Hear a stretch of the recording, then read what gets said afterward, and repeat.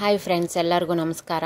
Friends, ಇವತ್ತು ನಾನು ಬ್ರಹ್ಮಕಮಲದ ಗಿಡನ ಯಾವ ರೀತಿಯಾಗಿ ಕೇರ್ ಮಾಡಬೇಕು ಅನ್ನೋದನ್ನು ತಿಳಿಸ್ಕೊಡ್ತೀನಿ. ನಾನು ಇತ್ತೀಚೆಗೆ ಒಂದು ಸ್ವಲ್ಪ ತಪ್ಪುಗಳನ್ನು ಮಾಡಿದ್ದೀನಿ. ಅದು ಏನು ಅಂತ ಹೇಳ್ತೀನಿ. ನೀವು ವಿಡಿಯೋದಲ್ಲಿ ಪೂರ್ತಿಯಾಗಿ ನೋಡಿದ್ರೆ ನಿಮಗೆ ಗೊತ್ತಾಗುತ್ತೆ. ನೀವು ಆ ತಪ್ಪು ಮಾಡಬಾರ್ದು ಅನ್ನೋಕ್ಕೋಸ್ಕರ ನಾನು ಇದನ್ನು ಶೇರ್ ಮಾಡ್ಕೊತಾ ಇದ್ದೀನಿ.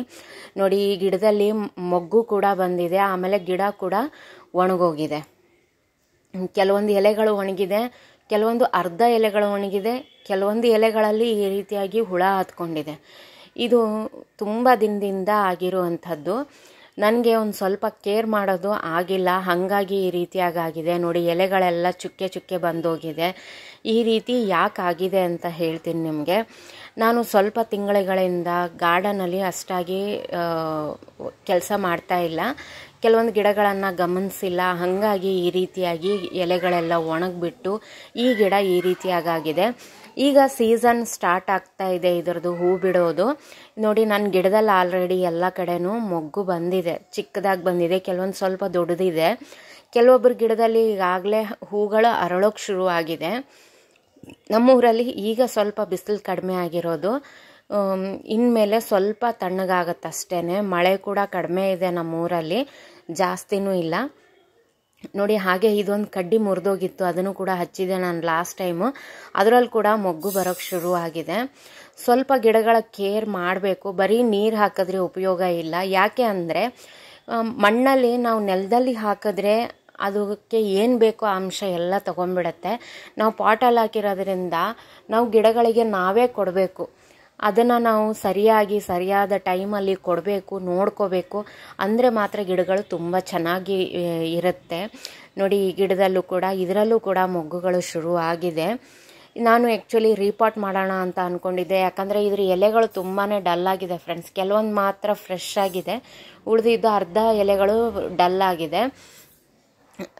ಈ ರೀತಿ ಯಾಕಾಗಿದೆ ಅಂದರೆ, ನೀರನ್ನು ಸರಿಯಾಗಿ ಹಾಕದೇ ಇರೋದ್ರಿಂದ. ನಾನು ಸ್ವಲ್ಪ ತಿಂಗಳಿಂದ ನನಗೆ ಕೇರ್ ಮಾಡೋಕ್ಕಾಗಿಲ್ಲ ಅಂತ ಹೇಳಿದೆ.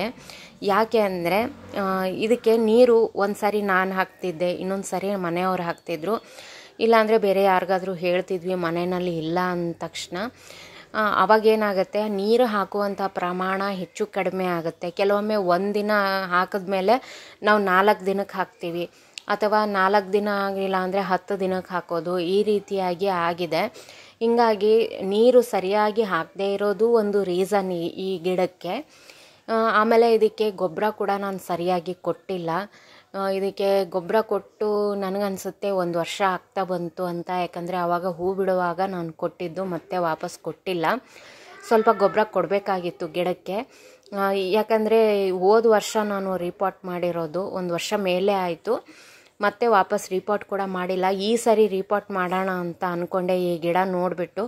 ಬಟ್ ಈಗ ಅನಿಸ್ತಾ ಇದೆ ಇದರಲ್ಲೆಲ್ಲ ಮೊಗ್ಗಿದೆ, ಈಗ ನಾನು ರೀಪಾಟ್ ಮಾಡಿದ್ರೆ ಅದು ಗಿಡ ಒಣಗೋಗೋ ಚಾನ್ಸಸ್ ಜಾಸ್ತಿ ಇದೆ. ಯಾಕೆ ಅಂದರೆ ನೋಡಿ, ಗಿಡದಲ್ಲಿ ಆಲ್ರೆಡಿ ಹುಳ ಹತ್ಕೊಂಡಿದೆ, ಎಲೆಗಳೆಲ್ಲ ಬರ್ನ್ ಆಗಿದೆ, ಒಣಗೋಗ್ಬಿಟ್ಟಿದೆ ಕೆಲವೊಂದಿಷ್ಟು. ಹಾಗಾಗಿ ನಾನು ಆ ಎಲೆಗಳನ್ನ ಮಾತ್ರ ಕಟ್ ಮಾಡಿ ತೆಗ್ದಿದ್ದೀನಿ, ಉಳಿದಿದ್ದನ್ನು ಹಾಗೆ ಬಿಟ್ಟಿದ್ದೀನಿ ನಾನು. ಇಲ್ಲ ಅಂದರೆ ಏನಾಗುತ್ತೆ, ಅದರಲ್ಲಿ ಮೊಗ್ಗಿರೋದ್ರಿಂದ ಈಗ ನಮ್ಮೂರಲ್ಲಿ ಮಳೆ ಇಲ್ಲ ಫ್ರೆಂಡ್ಸ್. ಹಂಗಾಗಿ ನಾನು ಆದಷ್ಟು ಈ ಎಲೆಗಳನ್ನು ತಕ್ಕೊಂಡಿದ್ದೀನಿ, ಹುಳ ಹತ್ತಿರೋ ಎಲೆ. ಆಮೇಲೆ ಎಲೆಗಳಿಗೆ ಒಂಚೂರು ಚುಕ್ಕೆ ಚುಕ್ಕೆ ಥರ ರೋಗ ಹತ್ಕೊಂಡಿದೆ, ಅದನ್ನು ಕೂಡ ತೆಗ್ದಿದ್ದೀನಿ ನಾನು. ಒಣಗಿರೋ ಎಲೆಗಳನ್ನು ಕೂಡ ತೆಗ್ದಿದ್ದೀನಿ. ಒಂದು ಎಲೆ ಮಾತ್ರ ತುಂಬ ಚೆನ್ನಾಗಿರೋದು ನನ್ನ ಕೈಗೆ ಸಿಕ್ತು, ಅದು ಬೈ ಮಿಸ್ಟೇಕ್ ಕಟ್ಟಾಯಿತು. ಅದನ್ನ ನಾನು ನೆಡ್ತೀನಿ. ಇವಾಗ ಏನು ಮಾಡ್ತೀನಿ, ನಾನು ಇದನ್ನು ರೀಪಾಟ್ ಮಾಡೋಕ್ಕೆ ಹೋಗಲ್ಲ. ಆದಷ್ಟು ಇದನ್ನು ಮಣ್ಣನ್ನು ಕೆಬರಿಬಿಟ್ಟು ಸ್ವಲ್ಪ ಮಣ್ಣನ್ನು ಸಡ್ಲ ಮಾಡ್ಕೊತೀನಿ. ಯಾಕಂದರೆ ರೀಪಾಟ್ ಮಾಡಲ್ಲ ನಾನು. ಮೊಗ್ಗುಗಳು ಉದುರೋಗ್ಬಿಡುತ್ತೆ ಕೆಲವೊಂದು ಸರಿ, ಇಲ್ಲಾಂದರೆ ಎಲೆಗಳು ಸುಟ್ಟೋಗುತ್ತೆ.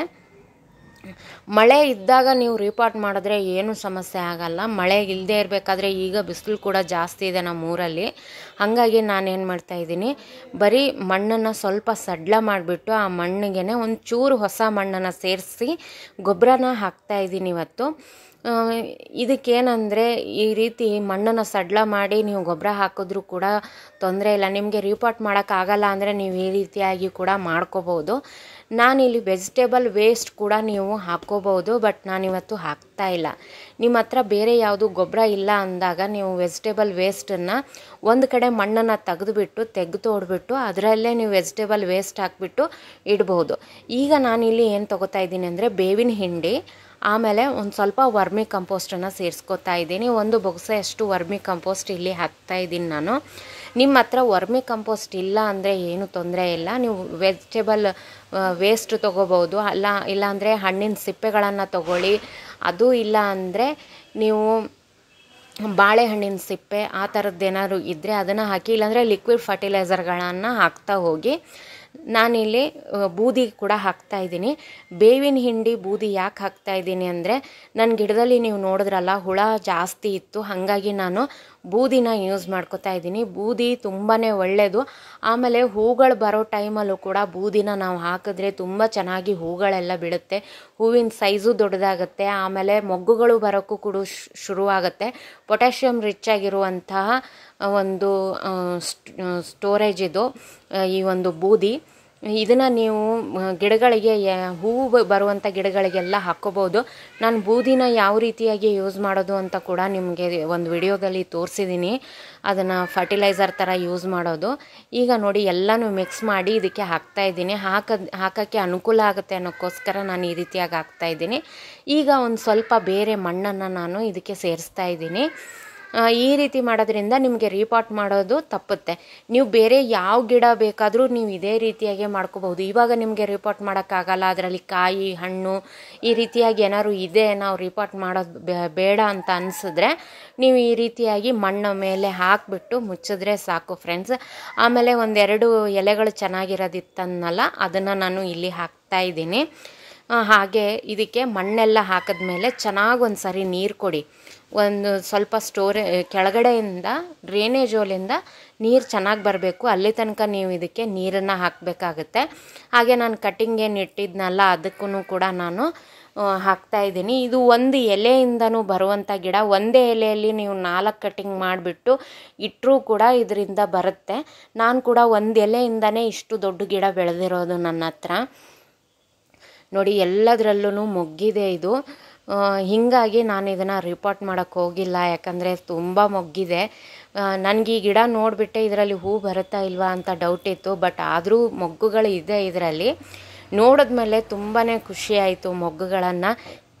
ಈ ಸರಿನೂ ಹೂಗಳು ಬಿಟ್ಟ ಮೇಲೆ ನಾನು ನಿಮಗೆ ತೋರಿಸ್ತೀನಿ. ಲಾಸ್ಟ್ ಟೈಮ್ ಅಂತೂ ತುಂಬಾ ಹೂಗಳು ಬಿಟ್ಟಿತ್ತು, ಎಲ್ಲನೂ ನಿಮಗೆ ಆದಷ್ಟು ನಾನು ತೋರಿಸಿದ್ದೀನಿ. ಈ ಸರಿ ಕೂಡ ತೋರಿಸ್ತೀನಿ ನಾನು.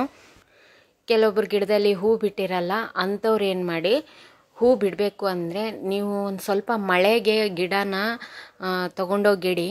ಪಾಟಲ್ಲಿ ನೀವು ನೆಟ್ಟಿದ್ರೆ ಮಳೆ ನೀರು ಅದ್ರ ಮೇಲೆ ಬಿದ್ದರೆ ತುಂಬ ಒಳ್ಳೆಯದು.